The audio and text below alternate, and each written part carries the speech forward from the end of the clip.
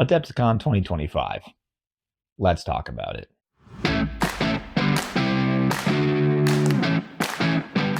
Welcome to Tattoo Tabletop. My name is James, and today is a nice, glorious, kind of gloomy Sunday morning. It's the Sunday after I just got back from Adepticon literally last night. And of course, I wanted to talk about my experience. We'll talk a little bit about the tournament, but for the most part, I kind of want to talk about the experience as a major event goer. You know, this was the first year that Adepticon 2020 or Adepticon was in Milwaukee, so this was its first time at the Baird Center. And I think that there's some things to discuss there for sure. So, enough mucking about. Let's get into it. Here at Tattoo Tabletop, we have a lot of fun, so be sure to like, share, subscribe down below. It's completely free and it helps me out. Now back to the video. So first and foremost, me and my crew, two friends, Paul and Logan. Logan agreed to drive. Thanks, Logan. Basically, we all went together, and I stayed in a hotel. They stayed in an Airbnb with the rest of the team, and we set out Wednesday morning around 9 a.m. So we got there actually in pretty decent time, around 3 or 4, at least from where we are. Got there pretty quick, got all settled and everything, and we got to the hall, and then we realized registration wasn't until 7. They said registration, at 7, and then, if we get done sooner, we'll do it at 5. It was right around 7 when we got badges and stuff like that. So we'll talk about a few things. And of course, I'll go through the pros, the cons, and allow you to kind of make a decision for yourself. Basically, Wednesday, there wasn't a lot to do. Unfortunately, I was kind of wondering about it. So I had gone to Adepticon last year, but I had literally got there Friday. And I got there Friday around 4 or 5, something like that. And I ended up having to leave Saturday at 2 because there was a storm coming through. So I hadn't spent much time there. I was very intrigued. This was my first time going for multiple days. And Wednesday, you really just kind of go get your registration. There's a couple vendors who are like out and about that are open, but for the most part, you go for the registration and the preview, and there's maybe 1 or 2 things going on during that time. So I went and did those, went up to the content creators meet and greet. I got to talk to so many awesome people, which of course all of them will be shouted out later, but I primarily talked to Uncle Adam of Tabletop Minions. I talked to Phil the Glacial Geek and Brian from Tabletop Titans and his brother. So and of course I also got to meet Mediocre Hobbies. Loved that. So there was a lot of really cool interactions there. And as a whole, I was just like, it got closer and closer to the preview time. And I was like, I'm just going to pass on the preview. I'll, read it all in the article. I'm not missing anything special. Boy, was I wrong. They unveiled the Space Wolf. How was I supposed to see that coming? I thought for sure that was going to be a near the end of the edition kind of a thing, but no. They unveiled them. They got a new army box coming, and I'm sold. The models look really cool. I like that they're subtle changes. They don't seem like they're overly detailed, but they're adding extra flavor in there where they're supposed to. Heads, bits of armor, or stuff like that. So really stoked on that. But basically, missed all that. This is what led into my first con. Now, this isn't necessarily the fault of the con, the convention, but realistically, something that's hopefully going to improve next year. Basically, I hadn't eaten since 2 p.m. that day. Granted, I probably should have had like a snack on me or something. So advice tip number 1, if you're going to one of these things, make sure you just kind of have snacks chilling around, or that you locate where snacks are in the convention so that you just quick pick one up and save yourself. But it gets to about 9 o'clock and I'm like, all right, I need to eat food. So I go meet up with some friends across the street, and apparently this barbecue place pretty much ran out of food by that time. And by the time that we got there, I want to say around 8:30, something like that, the waitress told us, oh, we're not serving anymore. They're just done. Oh, okay. Well, do you know anywhere else that's around here that's serving still in there? And she's like, no. So instead, me and my teammate went for a walk and basically found a place that was a 24-hour diner. And I'm like, okay, so that's for sure got to have food. I just ordered like some breakfast food. It sounded really good. Sounded really filling. Shouldn't be that bad. And that took 50 minutes. By the time I actually was able to eat, it was 11 p.m. I was about to pass out. After that long of a day, you're inclined to get a little emotional. So con number 1 was definitely access to food access. They had vendors food vendors on the site and everything like that. But when you're playing a tournament, you just get the one lunchtime, and then by the time your tournament wraps up, it's usually way past when those vendors are still open. It's kind of a tricky navigation, which that'll actually kind of lead into con number 2, but we'll deal with that in a little bit. So biggest thing was just, I don't know that the city was ready for the level of Adepticon. This is obviously the first year in Milwaukee. Next year, hopefully this improves. But I know from talking to staff members that they had gone to places Tuesday. They're like, "Oh, what are you here for? Oh, convention. Oh, cool. Like, how many people?" And they're like, 10,000 people are going to pass through here. And they were in shock. So I feel like the city let the businesses know, but didn't let them know the scale, and they didn't really staff appropriately. Getting food after 8 p.m. was kind of a nightmare. So I'm kind of hoping that improves next year now that they've done a year here. So I digress. That was one of them. Con number 2 for me was as a tournament player, which this is what I did this year, is I actually played in the Age of Sigmar. That being said, there were a lot of other content creators. I interfaced with a lot of them, which was fantastic. And a lot of them weren't playing. I understand why, because the tournament was just Thursday, Friday. For me, I was playing Age of Sigmar, so it was a little bit easier. It was 3 games, Thursday, 2 games, the next day, and you're done. 40K goes significantly longer, has a lot more games involved, kind of nuts. But as a whole, as a tournament goer, it was very hard to get over to the vendors during those days. Obviously, because in this case, the vendor hall closed at 6. I couldn't remember if that was the case last year. People were saying that yes, it was the case. I thought I remember it being open a little bit later. Either way, the vendor hall is from 10 a.m. to 6 p.m. full stop. So it was kind of difficult to get access to those things. And when you have something at the scale of Adepticon, where there's so many vendors with so many new games, models, hobby supplies, everything, there's so many cool things over there. You kind of think that they would keep it open like a little later or something to try and allow war gamers or the people playing in tournaments to be able to get products without having to sacrifice their lunchtime or their break time or anything like that. So, I mean, kind of a con. I kind of hope that they expand that a little bit just for me personally. That being said, it did actually kind of affect me enough to be like, I do really like checking out the vendors. I do like seeing a lot of those things. And it's at the point there where I'm probably for sure next year, it could change, but right now I'm not planning on playing. I'd much rather catch all the vendors, catch some of the other events, and do more of that rather than playing in there. So, but if they did open up the hours on that a little bit, I obviously understand that vendors, need their breaks, need their time.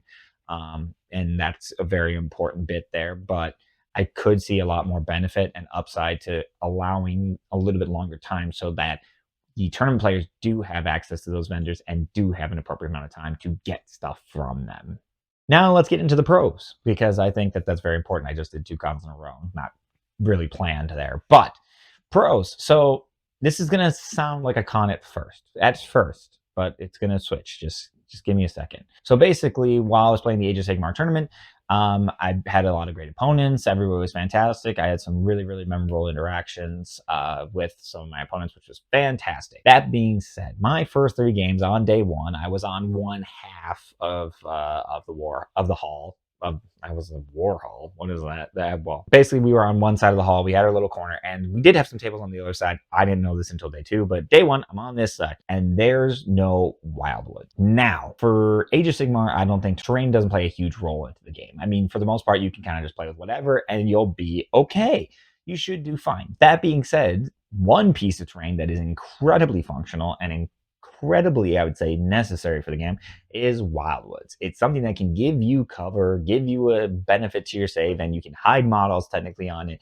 This is important towards the strategy of the game. And this half of the hall did not have those. Now, as you can see, it's sounding like a con, but again, give me a second to cook. So we get to day 2. I played both my games, 2 of my absolute favorite opponents actually. So I played against Carriage and Overlord. I didn't kill a single thing of his, but he had like a cool little grudge book. So if you've seen this, Kevin, fantastic. I loved playing you. You were my favorite, hands down. So, and then I played a 16-year-old who absolutely stomped me, but he was so lovely, piloted his Deepkin like an absolute champion, my man. So good on you for that. But I got to the end of it, and I'm sitting there eating some food, and the tournament organizer, one of the main tournament organizers, Paul, comes up to me, and he's like, "Hey, did you finish your game?" I'm like, "Yeah, I finished my game." He's like, what did you think? Like, did you like it? And I was like, "Yeah, being honest, the lack of area terrain over there really, really messed with me. I'm playing Ironjawz. I kind of rely on being able to hide in those wildwoods and like stage for my turns and stuff like that." And usually you'd kind of expect to be like, "Oh, okay," like, and just kind of zoom. But no, he was very attentive and was like, "Yeah, I completely understand. We've heard that from a few other players. We had some things happen, but he was very much like, this is still not an excuse. Like, we are absolutely going to make sure that this gets fixed for next year. And he actually even had a notebook, a small like little notepad with it, and he's just writing down notes. He wrote down my name, he wrote down my feedback. He's taking in feedback. That's why this is a pro. Even though we had some of those interactions earlier on, the fact that he's pushing to grow, he wants it to be better, he wants it to get better. This is his first year running it, and immediately is just like, how can I make this better? I want feedback from the players. So that to me is a massive pro. That is an argument as to why I would go back and play again next year, because I know that he's taking that in. He's absorbing that feedback and wanting to improve. Oh, by the way, we'll just touch on this real quick. I went 1-4. I lost a lot of my games. Granted, I was playing an army that wasn't optimized. My list wasn't optimized, at least, and it was an army that I hadn't played much. I honestly just kind of wanted to go play to have fun. I was going to give it my best. I was going to try the best I could, but I was somewhat just like, yeah, we're just going to go play and have some fun. So we won't talk too much about that. Again, I already talked about 2 of my opponents that were absolutely fantastic. I still had great opponents across all of the games. So as a whole, hey, fun enough time. So did I only just play in the tournament at Adepticon? No, I did not. I also took a 40K class. A 40K class with a gentleman, or taught by a gentleman named Stephen Box of Vanguard Tactics. First of all, I was very excited that Steve came over to Adepticon. This was his very first Adepticon. So it was really cool to see, and this was a little different from his normal workshops. I've talked about the workshops before, the Vanguard Tactics workshops, and I highly, highly recommend them. This class was different. But was it different in a good way, or was it different in a different way? It was different in a great way. I absolutely adored it for a lot of reasons. Number one, he did a fantastic job catering to everybody's needs. He opened up the class with, what are you hoping to get out of this? What are you hoping to learn?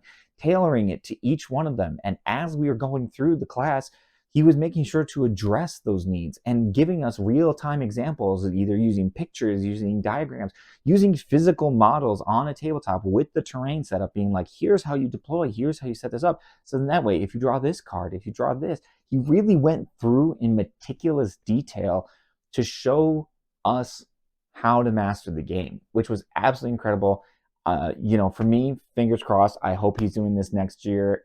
I will absolutely be there, regardless of whether I'm playing Age of Sigmar, whether I'm playing 40K. It's an absolutely incredible class. I would highly, highly recommend it if you see it there next year.